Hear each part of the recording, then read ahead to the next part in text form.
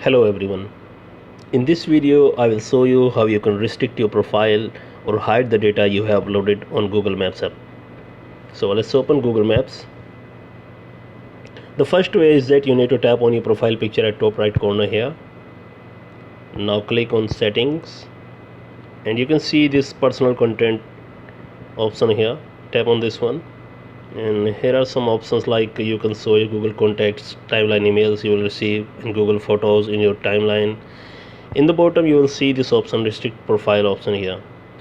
If you turn this on, then you need to approve your followers manually and no one can see your reviews and photos.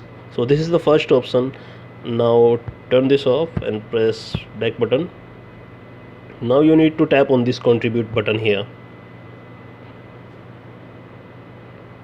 and you need to tap on view your profile, and here are three dots available here, profile setting, and here you are again the option available here, restrict profile. So that's it in this video. Thank you very much for watching.